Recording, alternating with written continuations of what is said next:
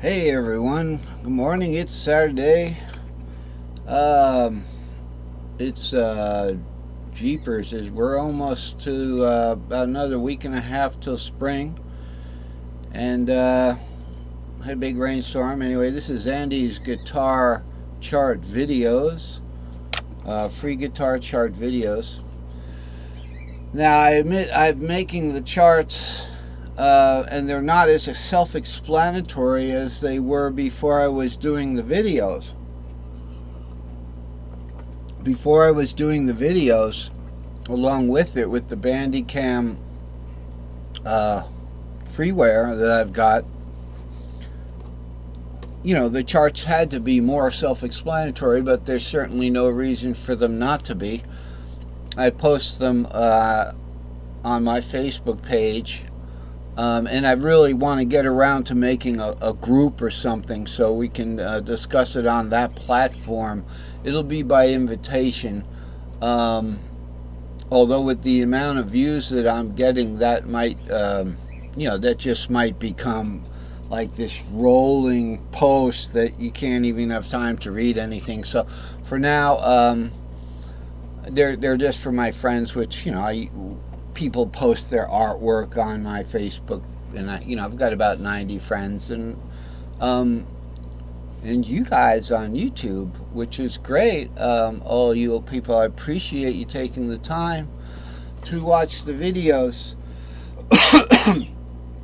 My wife's out at church, so I've got time when I'm usually playing, or something, or doing something that requires some concentration, um, the banking or whatever.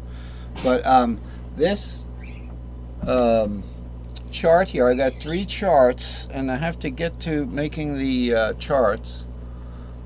Making the video about the charts. This one is 85, How to Play Arpeggios by Heart within the Tripentatonic Caged Framework.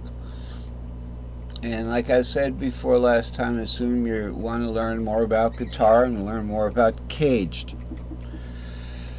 And that's been the theme all along, is this caged framework. Okay, so let's start let's start and look at the simplest thing we got. Now this diagram, this looks kind of shabby, kind of old, because it is. And I brought this back into play because this particular diagram makes it very simple to see what's going on with caged. So if, let's just squeeze that over there. If you look at these two diagrams here, these two building blocks, all right, they're pattern scale pattern building blocks.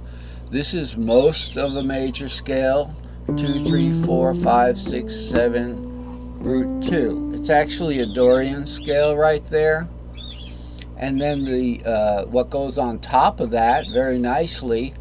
This isn't drawn actually to fret by fret scale, but this one would fit right there up on top of it.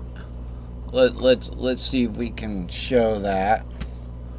Okay, so it'd be, I'd have to make a kind of a space for it there, and then adjust it like this. You see how that fits nicely right underneath. It drives right up there. So that's the way they stack together, like that. Okay, and they fit together wonderfully. And then the once you got that one underneath this one will go underneath here again. So the same thing would happen under there. I know, drawing these things is kind of time consuming, but I want to show how the four fit together. So they actually do fit together, one on top of the other, on top of the other, building, building, building, building, as you go along. starting from, let's say, way up here on the D with that 2 would be 2, 3, 4, 5, 6, 7, root 2, 3, 4, 5. But watch out, there's a tuning warp, so it would go 6, 7, root. And the way it splits those two right there, okay, that 3, 4, 5 and that 6, 7 root is interesting because that gives you the characteristic of your D-shaped chord encaged. Okay, so that's what happens when I hit string number 5. Remember that in my system that I've always done is it's not so bad. It's the lowest string, string number 1. String number 5 is the B string in normal tuning, where E is the low note and E is the top note. So that would be your B string, and that's where that tuning exists. So that's 6 right there. Okay, that B would be the 6th of what? Oh no, B is the 6th of D. Well, guess what? Guess what? It certainly is. And when I started this Dorian right here, okay, 2, 3, 4, 5, 6. Okay, that's an A. So B is the 6th of, yeah, okay, so, I started that Dorian, but I counted the 1, the 2 as 1.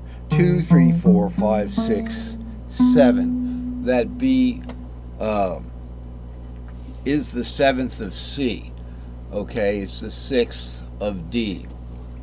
That it can get a little confusing, and I really do apologize for standing behind these two building blocks right here. What happened to the root? Where is the root?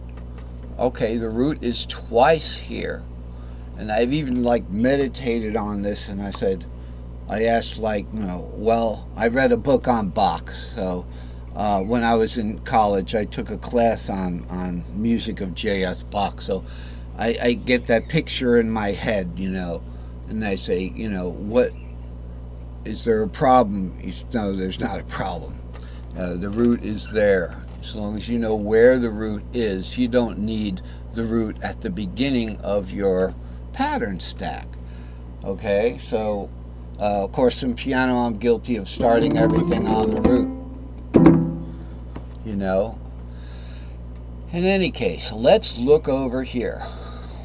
So we have the drawing tool, our mighty drawing tool. Okay, and let's just make sure everything's honky-dory with the thickness. It's very thick. That's good. You don't want to, it's kind of a, we don't want to block out the action here. So these are these guys here. Let me just adjust the thickness to be a little less than what it is there, and we'll get a brighter color and make it easier to see. How about orange? I just woke up anyway, right? I mean, I just woke up at 10, and it's after 10:30. So please forgive me if I'm drinking my coffee. So this is the most important thing that I could show. A child could understand this, well, let's just say 12-year-old, kind of thing. But I started trumpet lessons. I don't know how old I was. I'm just looking to see if I have my trumpet books here. But I had to reorder them on the internet. I reordered Rubank Elementary, Intermediate, and Advanced. Here they are. I have my trumpet books. I was wondering. So when I was a child, I took these 3 courses: Rubank Elementary, Rubank Intermediate.